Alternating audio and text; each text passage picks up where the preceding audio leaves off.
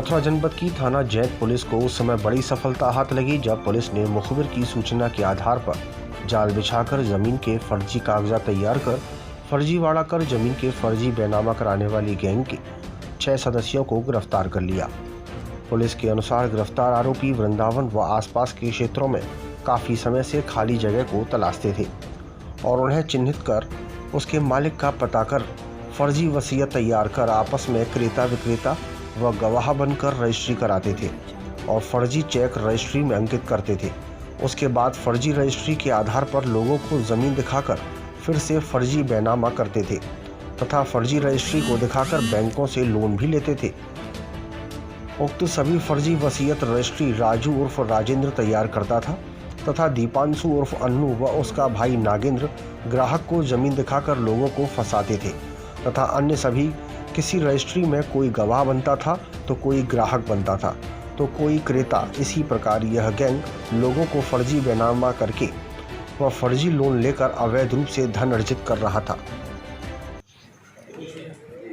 क्षेत्राधिकारी सदर के नेतृत्व में जैत पुलिस ने स्थानीय कार्य करते हुए जमीनों का फर्जी बैनामा करके आपराधिकृत करके धन अर्जित करने वाले एक गिरोह का पर्दाफाश हुआ है, जिसमें 5 अपराधियों को, जिनका मास्टरमाइंड दीपांशु है और सोनू है, इनको गिरफ्तार करके भेजा जा रहा है। ये जो ज़मीनें ऐसी होती थी जिनके ओनर जिनकी डेथ हो गई है या जो विदेश में रह रहे हैं, उन ज़मीनों का फर्जी वसीयत बनाकर उसका बैनामा करा लेते थे और अपने ही आपस में गैंग में उसकी खरीद फरोख्त करते थे और उनको कब्जा करते थे।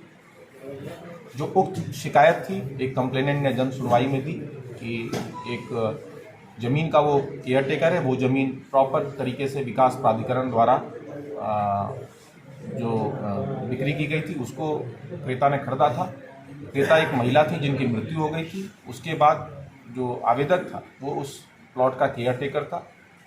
उसने ये शिकायत की कि कुछ फर्जी लोग हमारे ज़मीन का जो है बैनामा कर रहे हैं और इन्होंने पूर्व में दूसरी ज़मीनों का भी इसी तरह जो विदेश में रहने वाले लोग हैं उनका बैनामा करते थे।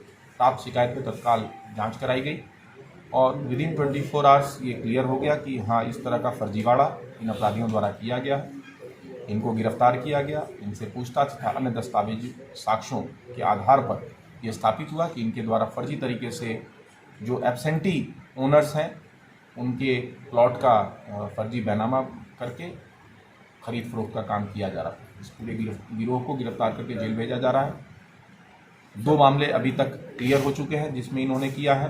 आप लोग के माध्यम से इसका प्रचार प्रसार होगा तो और हो सकता है और लोग आएंगे जिनके साथ इन्होंने किया है तथा साथ ही साथ इस तरह के कार्य करने वाले अन्य लोगों पर भी हमारी निगाहें हैं जो इस तरह का फर्जी कृत करके आपराधिक घटना को अंजाम दे रहे हैं और लोगों द्वारा मेहनत की जो कमाई है जिसके माध्यम से उन्होंने ज़मीन खरीदा है उसको खुर्द-बुर्द करते हैं और उनको नुकसान पहुंचाते हैं। तो इस तरह इस गैंग के और मामले तलाशे जा रहे हैं। इनके विरुद्ध गैंगस्टर एक्ट की भी कार्रवाई भविष्य में करके इनके द्वारा अपराध से जो अर्जित संपत्ति है उसको भी कुर्क किया जाएगा।